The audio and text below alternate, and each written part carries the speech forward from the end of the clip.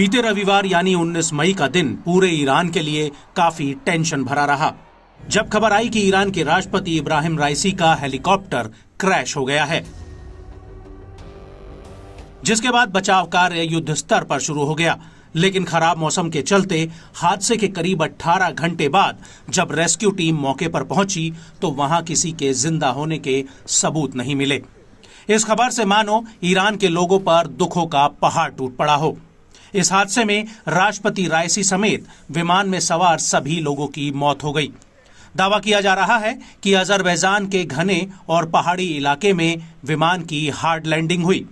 Helicopter में राष्ट्रपति के अलावा विदेश मंत्री हुसैन अमीर अब्दुल्लाहिन, ईरान के पूर्वी अजरबैजान प्रांत के गवर्नर और कई अधिकारी और सुरक्षा कर्मी भी यात्रा कर रहे थे।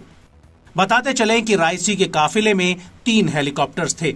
इनमें से 2 हेलीकॉप्टर में मंत्री और अधिकारी सवार थे। ये दोनों हेलीकॉप्टर सुरक्षित वापस लौट आए।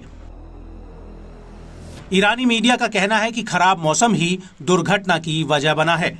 मौसम के चलते ही बचाव अभियान बुरी तरह से प्रभावित हुआ और रेस्क्यू ऑपरेशन की गति काफी धीमी रही। जिस हेलीकॉप्टर में ईरान के नेता सवार थे वो बेल 212 हेलीकॉप्टर बताया जा रहा है, जिसे बेल 212 के नाम से भी जाना जाता है। यह 1960 के दशक का हेलीकॉप्टर है। इसे अमेरिका की कंपनी बेल टेक्सटोन इंक ने बनाया था। बेल 212 हेलीकॉप्टर कंपनी के आइकॉनिक मॉडलों में से एक था, जो कि 15 सीटों वाला था। न्यूज एजेंसी अल जजीरा की माने तो ये एक मीडियम साइज का 2 इंजन वाला हेलीकॉप्टर है। इसका इस्तेमाल सिविलियन, कमर्शियल और सेना के लिए किया जाता है। यह हर तरह के हालातों के लिए अनुकूल है। इनमें लोगों को ले जाना, हवाई अग्निशमन, माल ढोना और हथियार लाना शामिल है। इसमें एक पायलट और 14 लोगों के बैठने की जगह होती है। इस हेलीकॉप्टर में 2 ही ब्लेड होते हैं, इसीलिए इसे 2 ब्लेड हेलीकॉप्टर भी कहा जाता है। बेल 212 हेलीकॉप्टर पुराने वर्जन के मुकाबले ज्यादा शक्तिशाली और विश्वसनीय माना जाता है। यही वजह है कि परिवहन से लेकर सर्च ऑपरेशन और सैन्य अभियानों के लिए इसकी डिमांड बढ़ने लगी। इन सब खास बातों के बीच बेल 212 हेलीकॉप्टर हादसे का भी शिकार हुआ है। साल 1997 में यह हेलीकॉप्टर लुइसियाना के तट पर क्रैश हुआ था। इसमें 8 लोगों की मौत हो गई थी। साल 2009 में बेल 212 हेलीकॉप्टर कनाडा में क्रैश हुआ था। इसमें 17 से 18 लोगों की मौत हुई थी। इसके अलावा साल 2018 में भी यह हेलीकॉप्टर हादसे का शिकार हुआ था, जिसमें 4 लोगों की जान चली गई थी।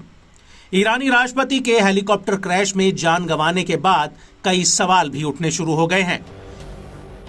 जहां एक और ईरान अपने डिफेंस सेक्टर में लगातार नई उपलब्धियां रच रहा है, ईरान मिडिल ईस्ट में नई धुरी के रूप में उभर रहा है, उस बीच ऐसी घटनाएं शक का दायरा बढ़ा रही हैं।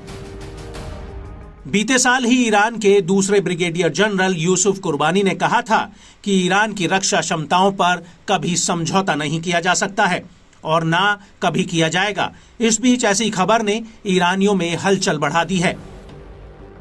कुर्बानी ने यह तक दावा किया था कि पश्चिमी प्रतिबंधों के बावजूद ईरान ने उच्च स्तर की युद्ध तैयारी हासिल कर ली है। माना जा रहा है कि ईरान इसे महज हादसा न मानते हुए साजिश के तहत भी जांच करेगा।